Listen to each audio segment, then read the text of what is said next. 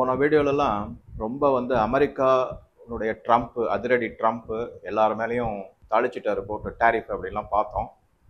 அதில் லேட்டஸ்ட்டாக அஃபெக்ட் ஆகிருக்கிறது வந்து சைனா 145லேருந்து 245% போட்டுட்டாரு எல்லா ப்ராடக்ட்டுக்கும். இதுவே வகை தொகையே கிடையாது, எல்லா ப்ராடக்ட்டுக்கும் 245% இது. ஆனால் மற்ற எல்லா நாடுகளுக்கும் இன்க்ளூடிங் இந்தியா, சைனாவை தவிர மற்ற எல்லாருக்கும் 90 நாள் விதிவிலக்கு, அதுக்கப்புறம் திருப்பியும் ஆரம்பிப்பார் அப்படின்னு சொல்லியிருக்காங்க. இதை பற்றி பேசும்போது சைனா வந்து கொஞ்சம் கூட கவலையப்படலை அப்படின்னு வெளித்தோற்றமாக இருக்கா இல்லை நிஜமாவே தைரியமாக இருக்காங்களா அதை வந்து சொல்ல முடியாது.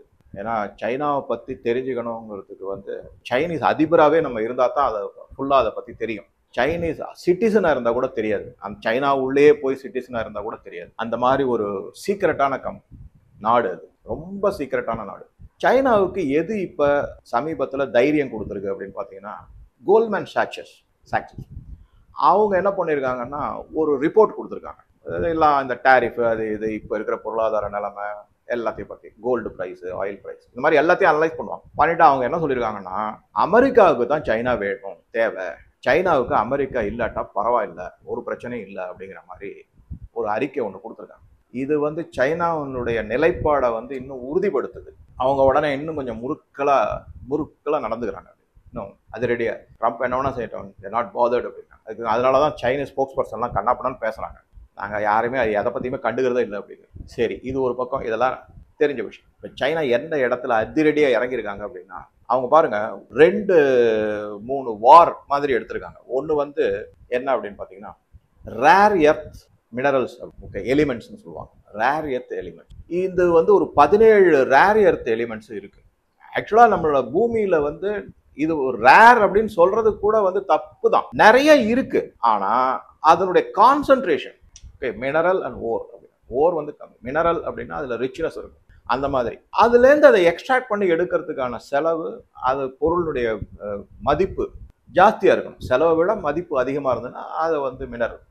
அந்த மாதிரி இருக்கக்கூடிய ஒரு 17 ரேர் எர்த் மினரல்ஸ்னு ஐடென்டிஃபை பண்ண மினரல்ஸில் குறிப்பாக ஒரு 7-8 மினரல்ஸ் வந்து சைனாவுடைய நிலத்துல, அவங்க நாட்டில் இருக்கிற நிலத்துல, பூமிக்கு அடியில் இருக்கு.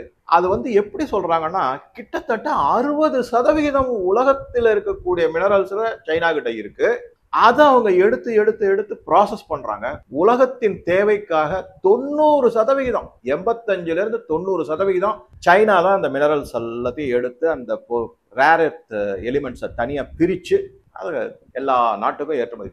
அதுல வேடிக்கை என்ன அப்படின்னா, கிட்டத்தட்ட 50-60% வரைக்கும் அமெரிக்காவின் தேவை வந்து இங்க சைனாவினால தான் அவங்களுக்கு எக்ஸ்போர்ட் பண்ண முடியுது. அங்கேருந்து தான் அவங்க வரவழைக்கிறாங்க. சைனால இருந்து தான் அமெரிக்கனுடைய தேவை பூர்த்தி ஆகிறது இந்த ரேர் எர்த்.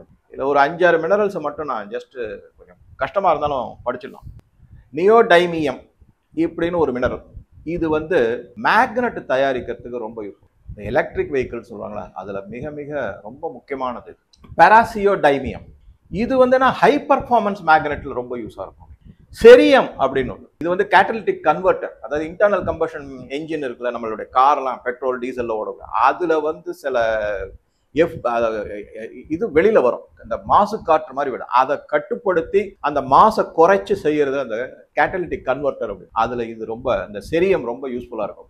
அப்புறம் லாந்தனம்னு ஒரு சீரீஸே, ஆக்டினம் லாந்தனம்னு நீங்க பீரியாடிக் டேபிள் பார்த்தீங்கன்னா தனியாக ஒரு சீரீஸே இருக்கும், ரெண்டுமே தனித்தனி சீரீஸ். அதுல இந்த லாந்தனம் இது பாருங்க, அந்த வந்து லென்சஸ், கேமரா, அப்புறம் நம்மளுடைய இது அந்த மாதிரி கண்ணாடி, இதுலெல்லாம் இருக்கிற லென்சஸ்லாம், அப்புறம் பெரிஸ்கோப், அது பெரிஸ்கோப்லாம் மிரர்ல இருந்தாலும் இப்ப லென்ஸ்லையும் யூஸ் பண்ணுவாங்க. அதுக்கப்புறம் இது டெலிஸ்கோப், இது மாதிரி அந்த மாதிரி ஐட்டத்துல எல்லாம் ரொம்ப பயன்பாடு உள்ளது. அதை தவிர அது வந்து லைட்டிங்க்கும் அது ரொம்ப முக்கியமான இது அந்த லாந்தனம். அதுக்கப்புறம் டிஸ்ப்ரோசியம் அப்படின்னு இன்னொரு எலிமெண்ட் இருக்கு. இது வந்து அகைன் ஹை ஸ்ட்ரென்த் மேக்னெட். இப்ப என்ன பிரச்சனை அப்படின்னு பாத்தீங்கன்னா, ஒரு ஸ்மார்ட் போனா இருக்கட்டும், இல்ல எலக்ட்ரானிக் வெஹிக்கிள், ஹைடெக் ப்ராடக்ட் எதா இருந்தாலும் சரி, அதுக்கப்புறம் வந்து military application, energy technology, clean energy technology, அதுக்கப்புறம் வந்து நீங்க பாத்தீங்கன்னாக்க ஏர்கிராஃப்ட்ல சில பாகங்கள், அதுக்கும் மேல வந்து இன்னும் என்ன பாத்தீங்கன்னாக்க மிசைல் சிஸ்டம்ஸ், இதுல எல்லாம் இந்த மேக்னெட், அதனுடைய எலக்ட்ரோ மேக்னெட், இதனுடைய பயன்பாடுகள், அதனுடைய சிப்ஸ், இதெல்லாம் ரொம்ப தேவை.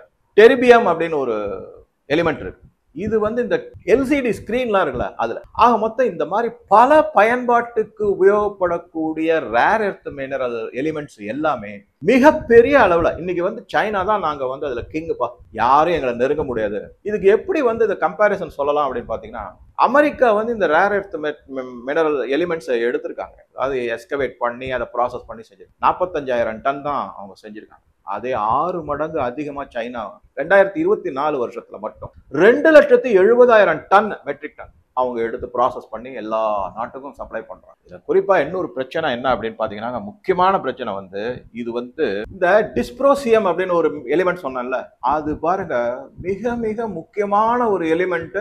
இந்த என்விடியான்னு ஒரு கம்பெனி இருக்கு இல்லையா, அவங்க சிப் எல்லாம் பண்றாங்க. அவங்க தான் வந்து இந்த ஆர்டிபிஷியல் இன்டெலிஜென்ஸ் அது இதுன்னு ஏகப்பட்ட சிப்ஸ், ஒரு பெரிய அரே ஆஃப் சிப்ஸ்ன்னு வச்சிருக்காங்க. வேரியஸ் கேட்டகரியில, வேரியஸ் கெப்பாசிட்டியில, வேரியஸ் பர்ஃபார்மன்ஸ்ல வச்சிருக்காங்க. அதுக்கு இது ரொம்ப தேவைப்படுது. இப்போ என்ன பண்ணிட்டாங்க, இதுக்கப்புறம் என்ன இருக்குன்னா, பென்டகன்ங்கிறது வந்து அமெரிக்காவினுடைய டிஃபென்ஸ் ஹெட் குவார்ட்டர்ஸ் அங்கதான் இருக்கு, ஐங்கோணம். அங்க அவங்க வந்து இப்போ ரொம்ப ஒரிடா இருக்காங்க. ஏன்னா மிலிட்டரி ஆப்ரேஷன்ஸ் அதுல பலவிதமான எக்யூப்மெண்ட்ஸுக்கெல்லாம் இந்த ரேர் எர்த் எலிமெண்ட்ஸ் எல்லாம் தேவைப்படும். அதுக்கப்புறம் அவங்களுடைய சேட்டலைட் சர்விலன்ஸ் இதெல்லாம் வரும். சரி, இது வந்து ஏன் வந்து அமெரிக்கா தன்னுடைய நாட்டுல ப்ராசஸ் பண்ணக்கூடாது, அவங்க கிட்ட நிறைய இருக்குன்றாங்களே அப்படின்னு கேட்டீங்கன்னா, எந்த எலிமெண்ட்டுமே ப்ராசஸ் பண்ணணும்னு வச்சுங்களேன், அதுல வந்து ஏகப்பட்ட சயின்டிபிக் அட்வான்டேஜ் டிஸ்அட்வான்டேஜ், சாதக பாதகங்கள் அப்படின்னு பார்த்தீங்கன்னா, மிகப்பெரிய அளவில் பொல்யூஷன், தண்ணி பொல்யூஷன் ஆகும். நீங்கள் வந்து ஜஸ்ட் ஒரு நிமிஷம், பிரேசில் வந்து உலகத்திலேயே மிக அதிகமான அலுமினியம் மினரல் இருக்கக்கூடிய, அந்த அலுமினியத்தை வந்து அவங்க ப்ராசஸ் பண்ணி எர்த்துலேருந்து எடுத்து அந்த மினரலை எடுத்து அதை அலுமினியமாக மாற்றுறதுக்கு பல விதமான ப்ராசஸ் இருக்கு. பல நதிகள் அப்படியே அந்த கழிவுனால தெள்ள தெளிவாக இருந்த நீர் வந்து ஒரு மாதிரி ப்ரௌன் அண்ட் ரெட்டிஷ் கலர் நீராக மாறிடுச்சு. அவ்வளவு கேவலமா போயிடுச்சு. அதுதான் அந்த பிரச்சனை. அதுல சைனா வந்து இந்த பொல்யூஷனை பத்தியோ, அதாவது ஏர் பொல்யூஷனை பத்தியோ, சுற்றுச்சூழல் பாதுகாப்பை பத்தியோ, இல்ல தன்னுடைய மண்ணு வீணா போடும், எதை பத்தியும் கவலைப்பட மாட்டாங்க. அவங்களுக்கு வேண்டியது டாலர், மணி. உலகத்துல நான் மிகப்பெரிய பணக்காரனா இருந்து எல்லா நாட்டையும், ஏன்னா பணம் வந்துருச்சுன்னு நீங்க அடுத்த நாட்டுல போய் இருந்துடலாமே. இந்த சாயில் வீணா போனா என்ன, அவங்களுக்கு அதை பத்தி கவலை இல்லை. இந்த மண்ணு வீணா போனா, இதுலதான் வந்து அமெரிக்காவினுடைய தகுடு தத்தம்னே சொல்லுவேன் நான். என்ன அப்படின்னா, அவங்களுக்கு தன்னோட நாட்டுல வந்து பொல்யூஷன் வரக்கூடாது, வாட்டர் பொல்யூஷன் இருக்கக்கூடாது, ஏர் பொல்யூஷன் இருக்கக்கூடாது, சாயில் பொல்யூஷன் இருக்கக்கூடாது, வீணா போகக்கூடாது, எல்லாம் சுத்தமா ஹாப்பியா நல்ல ஹெல்த்தியா இருக்கணும் அப்படின்னு. அடுத்த நாடு குட்டிச்சோரனா பரவாயில்ல, நீங்க நம்ப மாட்டீங்க, டெக்ஸ்டைல்ஸ் எல்லாம் 99% அமெரிக்கால 90% வச்சுப்போமே, எல்லாமே வெளிநாட்டுல இருந்து தான் வராங்க. எதனால? ஒரு நிமிஷம் யோசிச்சு பாருங்க. நம்ம திருப்பூர்ல பல முறை வந்து நீங்க எல்லாம் கேள்விப்பட்டிருப்பீங்க, இந்த சாயப்பட்டறன்றாங்கல்ல, அதுல இருந்து வர கழிவுகள் வந்து எவ்வளவு தூரத்துக்கு நிலத்தை அப்படியே மோசமாக்கி விளைநிலங்கள் எல்லாமே சேதமாயிருக்கு அப்படிங்கிறத நம்ம பார்க்கிறோம். இந்த சாயப்பட்டறையை ஒன்றும் பண்ண முடியாது. இதே மாதிரிதான் கான்பூர்ல வந்து இது லெதர் இண்டஸ்ட்ரி, அவங்க படுத்துற கூத்து தாங்கவே முடியாது. எல்லாம் யமுனாலாம் குட்டிச்சோர் ஆனதுக்கு காரணமே லெதர் இண்டஸ்ட்ரி தான் மெயினா. சரி, இந்த மாதிரி எல்லாம் நம்ம பார்க்கலாம். அதனால அமெரிக்காவுக்கு எப்பவுமே என்னன்னா, என்னோடது வந்து எதுவுமே கெட்டு போக கூடாது, எனக்கு எல்லாமே சுகமா சௌக்கியமா இருக்கணும். அடுத்த நாடு எக்கெடு கெட்ட போனோம், நான் வந்து ஒரு $5 எக்ஸ்ட்ரா வேணாலும் கொடுத்து தொலைக்கிறேன், என் நாட்டை வந்து ஒன்றும் குட்டிச்சோராக்கிடாதீங்க, நீங்க பண்ணி கொடுங்க, நீங்க எக்கெடு கெட்டு போங்கிற அந்த மென்டாலிட்டி அவங்களுக்கு போகும். அது ஆரம்ப காலத்துல இருந்து வந்துடுச்சு அவங்க. அதனாலதான் வந்து அவங்க என்ன பண்றாங்கன்னா, எல்லா நாட்டுல இருந்து பொருளை வாங்குறாங்க. ராணுவ தளவாடங்கள் ஹைடெக் இது, அதை மட்டும் அவங்க கையில வச்சுட்டு அதை வந்து எல்லா நாட்டுக்கும் அங்கங்க போரை உருவாக்கி அதை விற்று காசு சம்பாதிச்சுட்டு அவங்க பாட்டு ஜாலியா உட்காந்துருக்காங்க. இதுதான் முக்கியமான பாயிண்ட். சரி, இந்த மாதிரி இருக்கும்போது இப்ப என்ன பண்ணிட்டாங்கன்னா, இதை தவிர பல வேற யார் யாரெல்லாம் அஃபெக்ட் ஆயிருக்காங்க அப்படி பாருங்க. மெயினா வந்து இந்த ரேர் எர்த் எலிமெண்ட்ஸ்னால லித்தியமும் அதுல உண்டு. லித்தியம் அதுவும் கொஞ்சம் இதுதான். அதுக்கப்புறம் அதெல்லாம் வந்து இந்த பேட்டரி சமாச்சாரத்துல ரொம்ப யூஸ் ஆகும். அதனால டெஸ்லா, ஜெனரல் மோட்டார்ஸ், ஃபோர்டு எல்லாம் அஃபெக்ட் ஆயிடும். கார் மேனுஃபேக்சர் எல்லாருக்கும் அஃபெக்ட். இதுக்கப்புறம் என்ன பண்ணிட்டாங்க அப்படின்னா, சைனா வந்து தன்னுடைய போயிங் விமானத்தை, அதாவது போயிங் கம்பெனி அமெரிக்கால இருக்கு, பயணிகள் விமானம், அது வந்து கிட்டத்தட்ட சைனா வந்து போயிங்க்கு கொடுக்குற ஆர்டர் வந்து போயிங்னுடைய உற்பத்தியில 25% சைனா கிட்ட இருந்து வர ஆர்டர். அதை வந்து நிறுத்திட்டாங்க. எல்லா விமான கம்பெனிகளுக்கும், ஏர் சைனா அது இது எல்லாம் இருக்கு, ஒரு 10-7-8 கம்பெனி இருக்கு சைனால. அந்த எல்லா ஏர்லைன் கம்பெனிக்கும் சைனால இருக்கிறவங்களுக்கு என்ன சொல்லிட்டாங்கன்னா, நீங்க இனிமே போயிங்ல இருந்து விமானம் வாங்கக்கூடாது, எல்லாத்தையும் கேன்சல் பண்ணுங்க அப்படின்னு. ஸோ அப்போ போயிங் அடிபடுது ஆச்சுங்களா. இதுக்கப்புறம் இன்னொரு முன்னெடுப்பு ஒன்று செஞ்சிருக்காங்க. அது என்னன்னா, ஹாலிவுட்.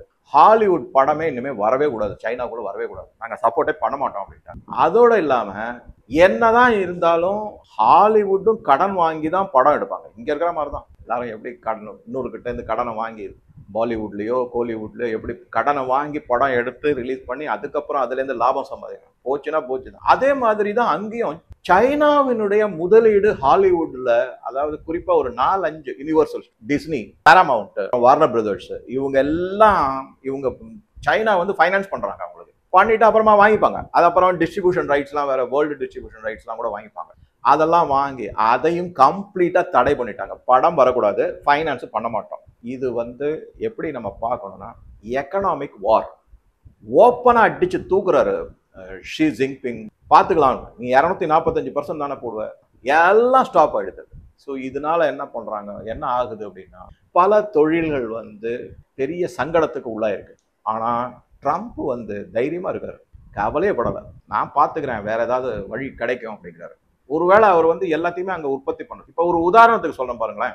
ஜப்பான் வந்து தன்னுடைய ஹைபிரிட் சிவிக் ஹோண்டா கம்பெனி இருக்கு இல்லையா, அதுல ஹைபிரிட் சிவிக் அப்படின்னு ஒரு கார் வச்சு மேனுஃபேக்சர் பண்றாங்க. அவங்க வந்து இப்ப என்டையர் அந்த மேனுஃபேக்சரிங்கே அமெரிக்கால கொண்டு வந்து நாங்க ஃபேக்டரி போட்டு மேனுஃபேக்சர் பண்றோம் அப்படின்னு ட்ரம்ப்புக்கு ஒத்துக்கிட்டாங்க.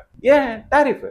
இப்ப ட்ரம்ப் தான் இது தவிர என்னன்னா, கிட்டத்தட்ட இது வரைக்கும் ட்ரம்ப் சொல்றாரு, இந்த ஒரு 10 நாளுக்குள்ள, ஏப்ரல் 2ஆம் தேதி தான் டாரிஃப் போட்டார், இன்னைக்கு 16 தேதி ஆகுதுன்னு வச்சுக்கோங்க. ஸோ 15 நாளுக்குள்ளேயே கிட்டத்தட்ட $20 பில்லியன் டாரிஃப்லயே இன்கம் வந்திருக்கு அப்படிங்கிறாரு அவர். ஆக மொத்தம் யாரு வந்து இந்த போட்டியில ஜெயிக்க போறாங்க அப்படிங்கிறத நம்ம பார்க்கணும். இதை தவிர நான் வந்து இது எக்கனாமிக் வார், டிட் ஃபார் டேட்ங்கிற மாதிரி பண்றாரு அப்படின்னு சொன்னா, ஒரு பக்கம் சைனாவும் டாரிஃப் இன்க்ரீஸ் பண்ணிருக்காங்க, இன்னொரு பக்கம் இதை மாதிரியே எடுத்து விட்டுருக்காங்க. இதை தவிர இன்னொரு முக்கியமான விஷயம் இருக்கு, அது என்னங்கிறத நம்ம பார்க்கலாம். அது வரைக்கும் உங்க கருத்துக்களை பதிவிடவும். நன்றி, வணக்கம்.